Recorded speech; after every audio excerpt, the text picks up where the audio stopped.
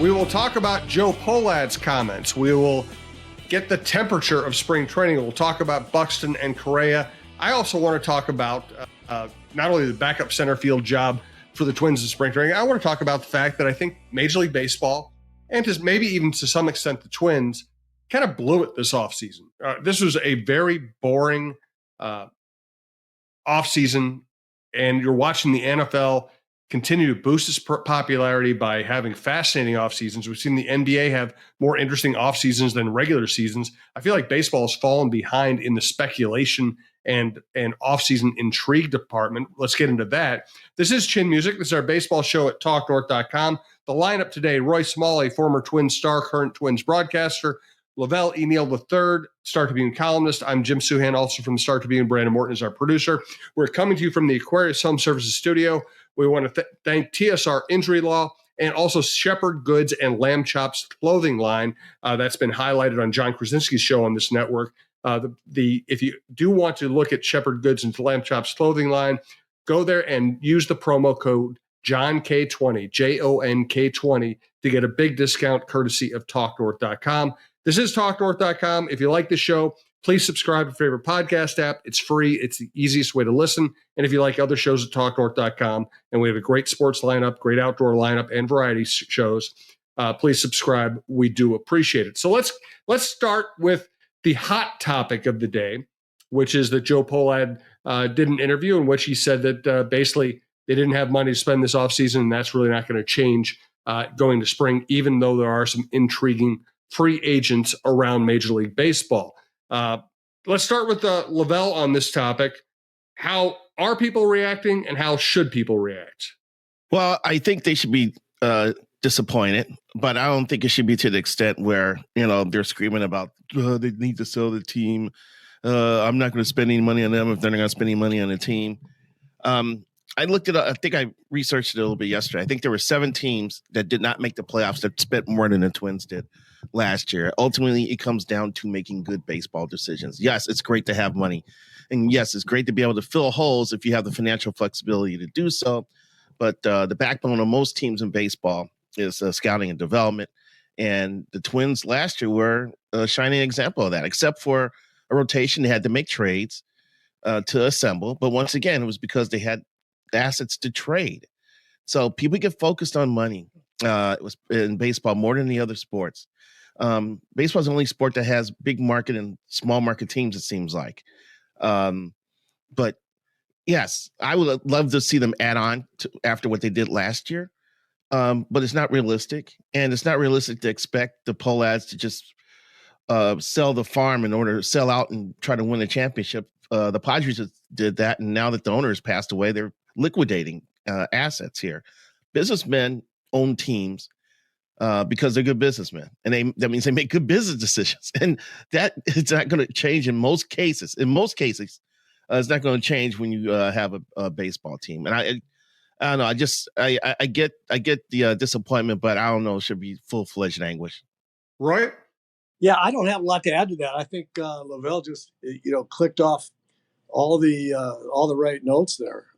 It's on an individual basis for a team. It's their decisions are based on what they need and how much money they have. And the Twins have a real uncertainty about one of the biggest sources of revenue, and that's the TV situation, broadcast revenue situation, and it's down, and they know it, and they've got to. It's just a reality they have to deal with. And I'll summarize my stance on this in the modern Pohlad era. Obviously, I did not like the way Carl shut down the business in the late 90s and played studio baseball and didn't try to draw fans, didn't try to win games. I thought that was wrong. In the modern Pohlad era, where they play in a nice ballpark, they spend a median amount of money on players. Would I like to see the Pohlads spend more money? Sure. It's such an easy thing to say, right? Yeah, please go spend your money. I would love that. That'd be great. But the reason I don't get deep into this subject is it's such a dead end. It's like, okay, the Pohlads should spend more money. Okay, what else do you add to that? Okay, I don't. It's like so many people love to scream about the Pohlads and about the spending while ignoring more important things like, are you drafting well? Are you developing well? Are you winning games? Do you have talent? Do you have a good roster? It to me, it's almost a distraction from the real business of baseball. LaVelle? Yeah, I agree. It's weird because my book, The History of the Twins franchise, was coming out on June 11th, and I basically used the whole contraction chapter to write about how the Pohlads own the team, and they've done some good things. They were able to preserve the team when they bought it from Calvin Griffith, what Carl did. Yeah, there's a lot of stuff that went on in the middle part, especially with tearing down the roster, contraction, and all that. They did get Target Field built, and it's a shining example to baseball in this region. So in between some of the good things they did, there's some shaky things that warranted criticism. I totally understand that, but for the most part, the 2000s they were competitive. They're getting competitive again now. That's what baffles me sometimes about fans, that the team just won the division and they still are favored to win the division this year, and they're still bad. And they won a playoff series. Yes. Yeah. I had somebody in our business the other day say, God, I don't know why people just don't boycott. And I'm like, what are you talking about? They won the division and won a playoff series last year with their two best players injured. They should win the division again this year. And if they do, with that bullpen and with an ace in Lopez, they'll have a chance to win another playoff series. Target Field is beautiful. The game day experience is excellent. The idea that you would boycott just because you don't think the Pohlads spend X amount, to me, it's self-defeating. Roy, your thoughts? Well, it absolutely is. And your point's really well taken. It's a dead end. Where do you go? Pohlads just spend some more money. Okay. Yeah. Okay. Sure. Thank you for your input. I mean, where do you go with that? And I would just say, could they jump up, and should they jump up and sign one of the starters that are out there? Should they? What about Bellinger? All of that stuff. But when you get to what you guys are just talking about, how competitive they are, what the farm system looks like, who's coming up, what questions that they have in terms of, what if the Byron Buxton question is answered with fantastic performance in 130 games? I mean, a lot of things go away, and that's an asset that you have sitting there that you have to wait and see. And when you're in a position that is this strong, you can't. I think it would be foolish, not only from a business perspective, from a baseball perspective, to go out and try to add somebody until you absolutely have to. I think that's what's gonna happen is they'll see where they are in June, and if they're as good as what they could be, maybe they're going to say, okay, this is it. Here's a player. Here's a trade we can make, or here's a player that we can get that it will really that is not a division-winning situation. It's a deeper into the playoff situation.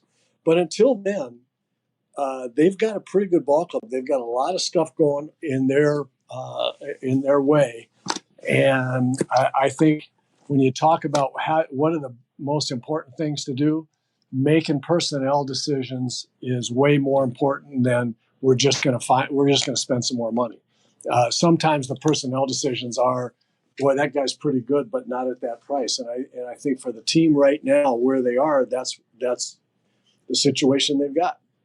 Here's the other question I have on this topic, and this is more art than science.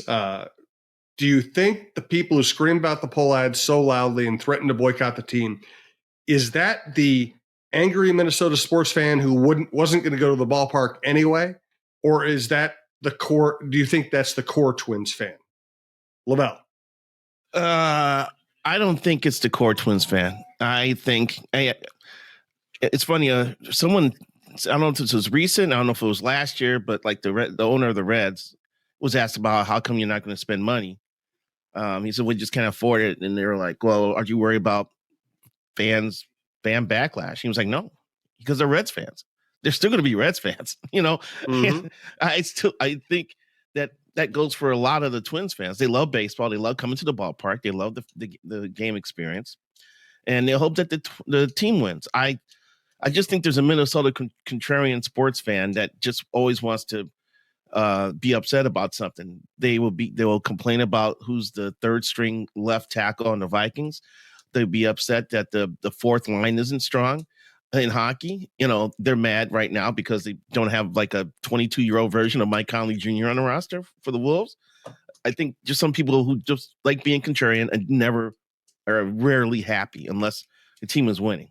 So, but even if the team wins, then they're not happy unless the next step is taken. And if they do win, then the question is, why didn't you do more to win more? I mean, basically there is to me, a segment of the fan base that's going to be angry unless they win the World Series, and then will resume being angry that they aren't prepared to win the next World Series. Agreed. Look, there are three, in my view, there are three strata of Twins fans. There's the core fan base that you're talking about, and I agree with LaVelle.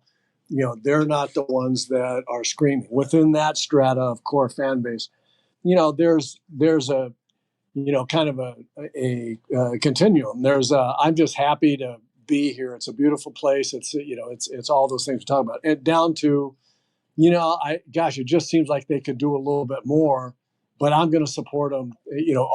Spend more money or make more trade, do whatever. I wish they were winning more, whatever it is. But I'm still a fan. Then there's the middle strata of people that tend more toward the core fan base, but they want to have analysis ability. They want to be able to say they should do this, you should do that. I'm disappointed that they're not doing this, but they're not going away. And part of their deal is they want to have that general manager role from their homes and their seats at the park. And they say, look, I'm a big fan, but you should have done this and you should have done that. And I'm really kind of upset you didn't. But they're coming back and they're watching on television. And then there's the third strata that is just that are people that are going to gripe no matter what, because that's the way they feel what they feel like doing. And it's like it's an affront to them if they start feeling like they want to be Twins fans, they want to come to games, and then the Twins don't win or they don't do what they're quote supposed to do in free agency or whatever, and then it's punishment. Well, you hurt my feelings, so I'm going to punish you by saying and all these things and boycotting. And a part of that strata is just plain dumbass, like the person that you mentioned, which is like, why don't you boycott after winning the division, having a thrilling win in the first round of the playoffs, and then that's as far as they go, and they haven't spent any money in free agency. Well, let's boycott. Well, that's just a dumbass. That's the third strata, and there's a subset of dumbass in there. I love the way Roy uses dumbass. Absolutely. Let's get to a corollary of this, which is that even though I don't want to spend a lot of time bitching about the Pohlads because I think it's a dead end, I do think baseball in general needs to have more interesting off seasons. Let's get into that. First, though, we want to let you know we're coming to you from the Aquarius Home Services studio. We want to thank TSR Injury Law, sponsor of many shows on the network, including the John Krasinski Show, one of our most popular shows. Just remember this: 612-TSR-TIME. If you're ever injured, call 612-TSR-TIME. They'll take good care of you. They will not charge you unless they win your case, and they win a lot of cases. That's why they're such a great Minnesota business success story. They can take good care of people.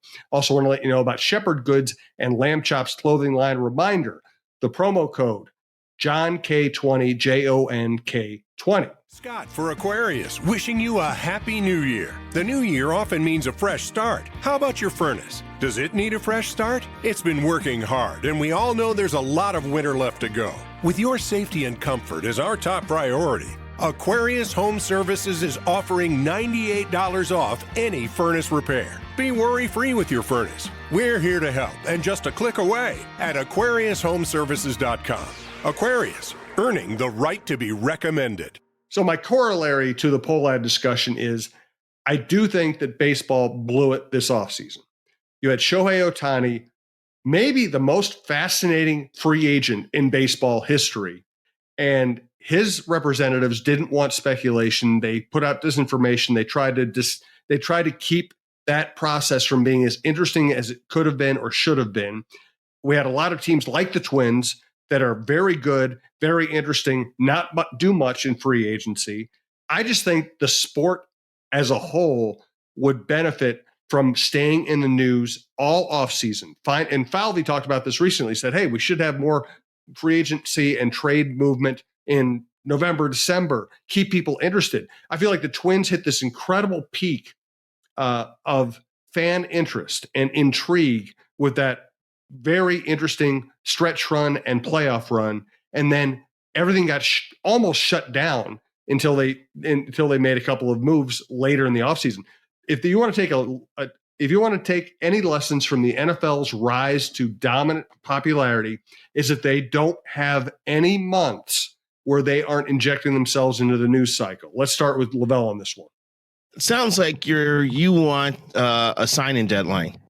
Is that where you're headed with this? I don't know that I want it to be legislated as much as I want just more activity early. I don't know that I want a rule in place. I would just like to see teams be more active in the early months of the offseason and keep the intrigue going. And I also think that agents who should care about the health of the sport should want Shohei Ohtani or the top free agents. They should want those speculation about those players to reach the levels that we see for average quarterbacks in the NFL, where ESPN does entire days of coverage on nothing, just so they can talk about the Cowboys or talk about Justin Fields or talk about the draft. They will take absolutely no new developments and turn it into a full day of speculation that people will watch. Baseball does not do that. That's why that's why the NFL is relevant 365 days a year. Yep. Because of that. I think, I wrote about this a couple of weeks ago. I don't know if it's fair to put a signing deadline, because I think players have a right to do whatever they can to make as much money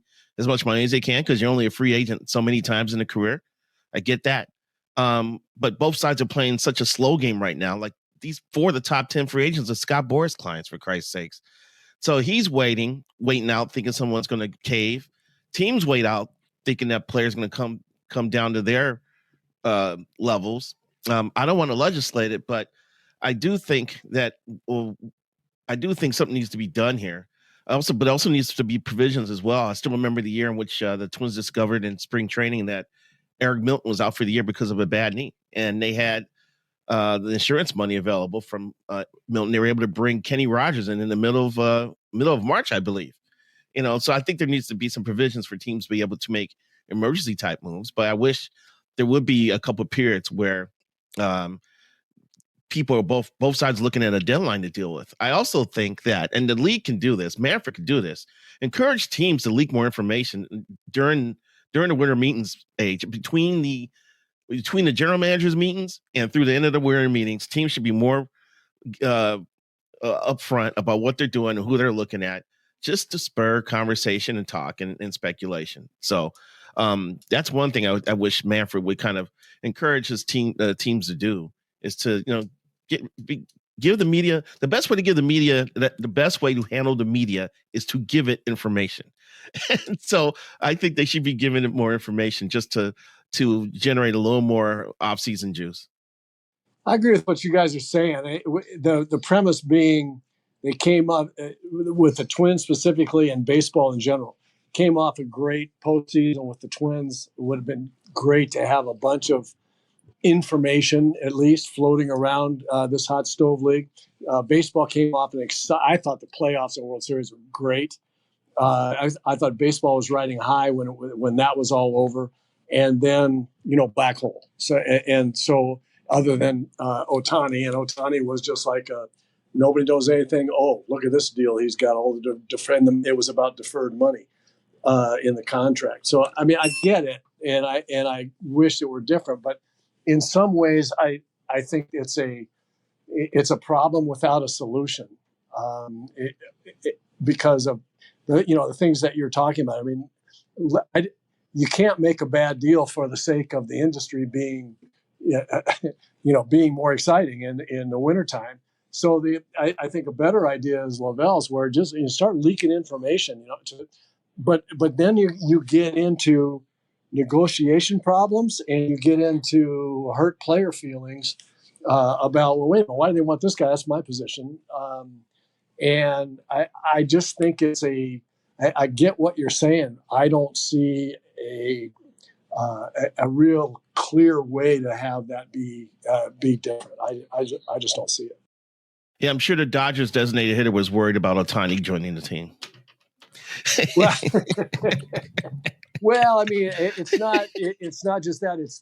It's the players that worry as a result. Okay, if this guy's going here, and it might not even be my position, but but am I are they talking about trading me? I mean, I will tell you, from somebody that got traded a few times, it's not fun. All that speculation is not fun for players. Oh, I'm sure it's not. I'm guessing families well, I would too. say one thing. The only time it was fun for me is after 1 year in the big leagues. I was playing second base for the Rangers. I felt like out of position. I got traded to Minnesota to play shortstop, and when that rumor started going around, it's like I almost couldn't come to the ballpark. I was so excited.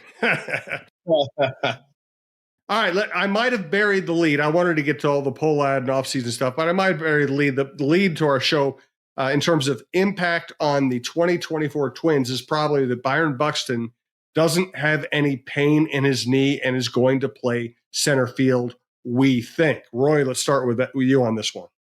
That's the whole deal. It is the whole deal. I mean, there are really only 4 question marks to me. 3 of which could be answered. We can maybe expect to be answered in the extremely positive affirmative, and we'll see about the 4th. Number 1 is Byron Buxton's health. Can he play 120 or 30 games in center field? Can he regain his explosive offense? And by the way, question 1A, 1B, 1C, and 1D. See question 1. I mean, it's all about Byron for me on this team, because he makes such a difference. Everything changes by 50% to positive if he's playing, at least. Second question is Carlos Correa. Can he regain offensive form? I think probably he will. Third question, is Royce Lewis going to be the real deal? We've talked about that before a lot. I think that he will. So, I mean, then the last one is, can they pitch well enough in the starting staff to get to the bullpen, where you've got a couple of guys pitching okay, and the other 3 getting to the bullpen with a lead or in a tie ball game. And I think there's a pretty good chance of that as well. But again, all of that other stuff, the filter is Byron Buxton. It all goes through that filter. And if he is playing 120 or 30 games in center field, the other things start getting positive really easily. I want Byron Buxton to play in a few spring training games, and then I would have him put on either a rubber suit or wrap him in bubble wrap and leave him alone for the rest of spring training and open him up on opening day. All right. It's really promising that he's feeling as good as he is. There's some indications that just standing in the outfield last year was hard for him to do without experiencing some pain. So with him being healthy, and he sounds like a man that's just been let out of jail. If you read the comments, he feels like a free man here. So I want to see Buxton unleashed. I don't want to risk any chance of him getting dinged up in spring training and stopping this momentum that he's trying to build. So I'd be very careful with using him. But this is a great sign. It's amazing, because when he had that surgery right after the season, and I checked in with the Buxton camp, they said he immediately felt better. Like, it was better than it did the entire year. So it's too bad this Plika thing couldn't have been taken care of like during the season. To be honest with you, why did we mess with this if they knew what he had? Maybe we should have taken care of this in May or June. I don't know. Then he would have been able to get through that sooner. But it is what it is. I just want to see him on the field playing. I think it's great for the organization. And once again, for the Twins naysayers, they did what they did with Correa and Buxton. I think they combined for 2 WAR all year. I think that's what they were last year. Just like a 2-point whatever WAR. And if those guys play up to their capabilities, then they're 4 WAR players, and that makes a major difference. And I may be light on that as well. Yeah, I think a healthy Buxton and everything else they have in place is 90 plus wins and winning the division and having a real chance to win more playoff series. All right, let's get a final thought from everybody. Appreciate you listening. Love doing this show. I think it's going to be a fascinating season, no matter what the payroll number actually is. Let's get a final thought from each of our gentlemen. Let's start again with LaVelle. Final thought. We kind of talked about it. I was going to complain about them. Well, here's a final thought. If Brooks Lee looks good in spring training, what are the Twins going to do? Is the future Twins infield does it have Eduardo Julian at first, Lee at second, Correa at short, and Royce Lewis at third? And if that's the case, maybe they should be considering a trade of Alex Kirilloff to start that process now. Julian could play first base and swap a little bit with Carlos Santana. Santana is a good defensive first baseman. Even at 38, he'll probably be better than what Kirilloff would be at first. So I wonder if there's a trade of Kirilloff out there, especially if Lee flashes in camp. I think he flashed last year, and Correa was like, this guy's going to be a major hitter. If he flashes again at camp, is he ready? And should the Twins be more proactive in putting together what they believe is the infield of the future? I'm going to piggyback on the Brooks Lee comment from LaVelle there. I'm going to be really interested to see how much he plays, where he plays, how much of a chance they really give him. I think we'll be able to see, and LaVelle, you know this better than I, but I think we're going to be able to see what the Twins are thinking by how many times they run Brooks Lee out there and at what spot. I don't think he's going to be just picking up Royce Lewis at third or Correa at short at end of games. I think he's going to be playing some, and I'm going to be by some I mean a lot, and I'll be really interested to see how they manage Kirilloff, Julian, Brooks Lee in spring training. That's going to be really, really fascinating to me. It's like, what does Brooks Lee have to do in whatever role they give him to use LaVelle's term, to flash? Obviously, he's got a hit, but I'm just really interested in the 3 men for 2 positions on the right side of the field and how they're going to address that in spring training. Yeah, good stuff, gentlemen. Thank you. My final thought will be a little out of bounds here. I'm wondering, and I want your opinions on this. Do you think baseball will work in Las Vegas if the A's end up moving to Las Vegas? Because the WNBA has been a big success there. But they've also been very good. The Raiders, the NFL, to me, fits perfectly into the Vegas ethos. I just don't know if people in Vegas, in Nevada, or people coming into town to party and gamble and do whatever you do in Vegas are going to go want to watch a 3-hour baseball game. I just don't know if that really hits it. LaVelle, you've been to Vegas a million times. What do you think? Here's my thing, Jim. I think it could work. The fact that they're even contemplating putting a stadium on the Strip is troubling to me. One of the busiest thoroughfares in the world, with thousands, maybe millions of people going up and down the Strip every day. Ridiculous traffic. Even though you look across the street from Planet Hollywood and you see the Bellagio, it's still going to take you a 20-minute walk to get over there. And the fact they want to put one on the Strip, it doesn't compute well with me. The mayor of Las Vegas has come out and said, the A's want to go on the Strip. We told them if they want to go toward, old downtown Vegas, we could get them 60 acres. maybe more than that. And the A's could do a heck of a lot of that. And going to old downtown Vegas isn't the worst thing in the world. It's a pretty cool place with a lot of nostalgia. That would be a draw. But man, Oakland A's, a Major League Baseball team having a stadium near the Strip. I think the human traffic and the vehicular traffic are too problematic for something like that to work. I've not been to Vegas a lot. It's not my scene, so I have to defer to LaVelle. But I have two thoughts. First of all, there's a hockey team there that's done pretty well too. I'm sorry, hockey. I forgot to mention the hockey team, which has done extremely well too. Yes. All right. So and I kind of get the black and silver, swashbuckling pirate raiders in Vegas. I mean, that I agree. That seems like kind of a fit. I just and hockey doing well. I think that bodes well for maybe baseball could. I mean, what is there about hockey that you would immediately think, oh, sure, let's Vegas, that's perfect. I mean, I just don't see that, and they're doing pretty well. So maybe there's a chance.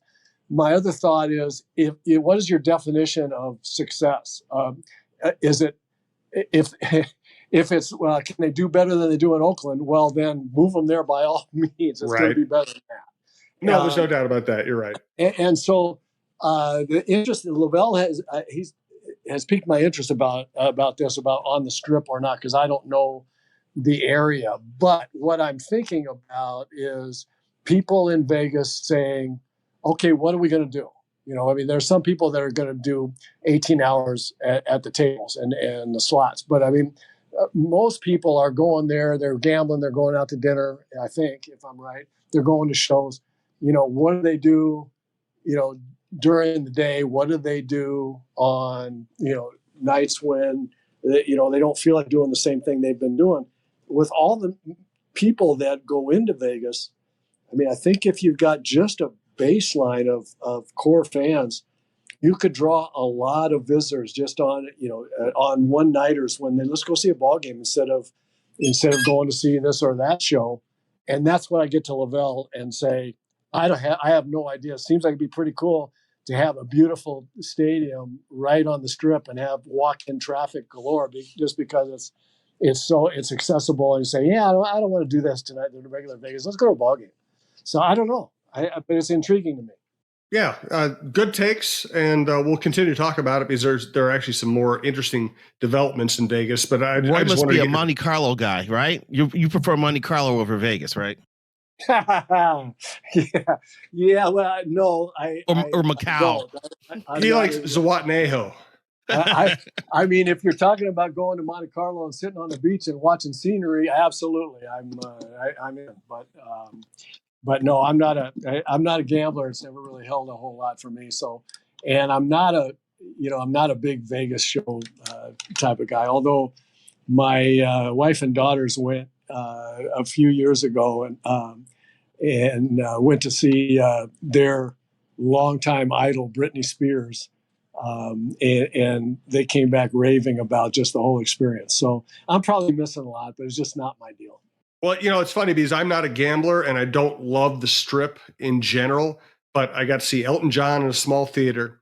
I got to see John Fogerty in a small theater. I saw Cirque du Soleil, which was one of the most incredible things I've ever seen. And I have friends that live in Vegas who said going to see U2 in the Sphere was like the best concert they've ever seen. So you can, the cool thing about Vegas is you have mountains, you have outdoor activities, you have a lot of things you can do other than gamble. And now you have great restaurants as well, which didn't used to be the case. So you can have a lot of fun in Vegas without gambling a dollar. Well, I mean, if you think about it, if that's the case, if people really go out there and take advantage of the mountains and take advantage of, some of these other things, then they're going to go to baseball games. I mean, Just think about it. There's all the people that go to Vegas who are, don't have to be Oakland A's fans. I think you're going to see, not a great home field advantage all the time in Las Vegas, because, Minnesotans will go there, hey, let's go watch the Twins in Vegas, and we'll gamble part of it, and we'll watch games. It's kind of intriguing to me. They could have, they can have a full stadium on visiting team fans a lot of the time. You know, you guys talked me into it. I think it's going to work. Baseball's going to work in Vegas. We established it here in the last 5 minutes. Good stuff, guys. I appreciate it. Thanks to Brandon Morton, our producer. We'll talk to you next week.